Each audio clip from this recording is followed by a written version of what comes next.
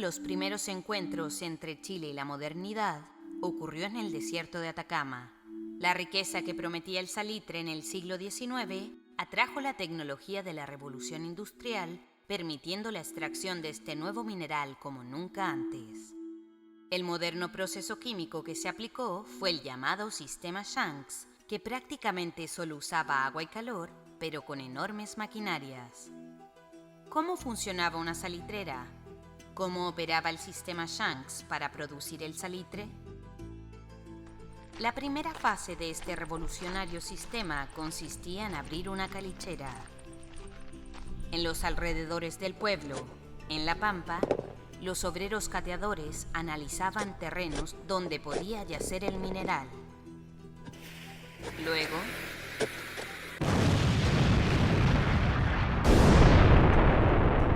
con un fuerte tiro de dinamita, abrían un hueco de 1 o 2 metros de profundidad.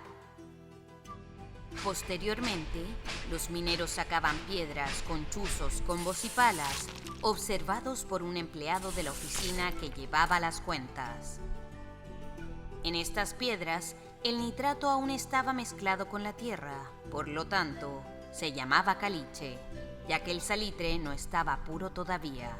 Esta etapa requería la mayor cantidad de mano de obra.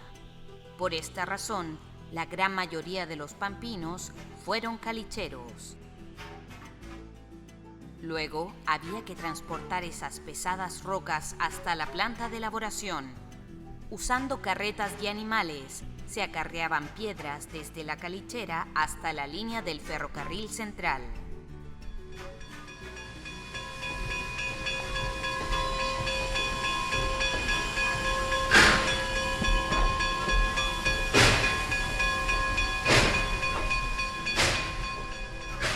El ferrocarril llevaba las piedras de todas las calicheras al proceso. Todo partía en las máquinas chancadoras que molían las rocas. Luego el caliche se transportaba hasta la planta de lixiviación para iniciar el proceso químico.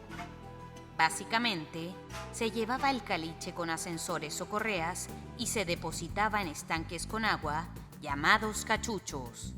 Por unos tubos de serpentina fluía vapor a altísimas temperaturas, calentando la mezcla y disolviendo el caliche. Luego, el caldo con salitre se conducía por canaletas hasta los estanques chulladores donde se dejaba enfriar. Al disminuir la temperatura decantaban las sales no deseadas.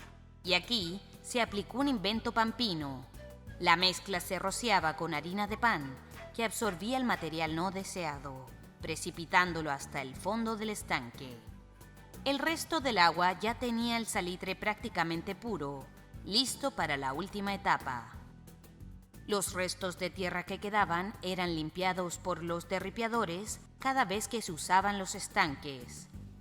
Estos obreros trabajaban soportando calores tremendos.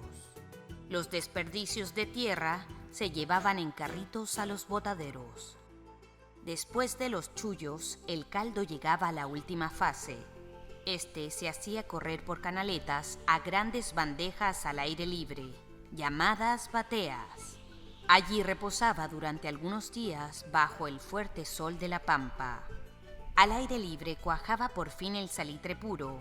A cierta temperatura se obtenía salitre sódico. El resto se filtraba y se volvía a echar en las bateas, surgiendo el salitre potásico. El salitre ya estaba puro en sus dos formas. Solo hacía falta secarlo en máquinas centrífugas para quitarle la humedad y las últimas sales sobrantes. El salitre se juntaba en montones y montones de polvo blanco en canchas de acumulación. Algunos trabajadores, y también niños, metían el salitre puro en los sacos. Estos eran subidos a los ferrocarriles o camiones que partían al puerto. En ese lugar, los sacos de salitre natural se embarcaban en los muelles para finalmente viajar a diferentes partes del mundo. En cada oficina existía una casa de fuerza, un galpón con gigantes motores que producían la energía necesaria para echar a andar todas las demás maquinarias de la planta. y cuando un instrumento de fierro o madera se averiaba, se reparaba en la maestranza, esto incluyendo los ferrocarriles. De esta manera, la producción del salitre mantenía un proceso continuo que no se detuvo por décadas. La era dorada del salitre duró casi medio siglo. No hay duda que el sistema Shanks, el desierto y sobre todo los pampinos fueron los protagonistas de esta gesta que cambió la historia de Chile.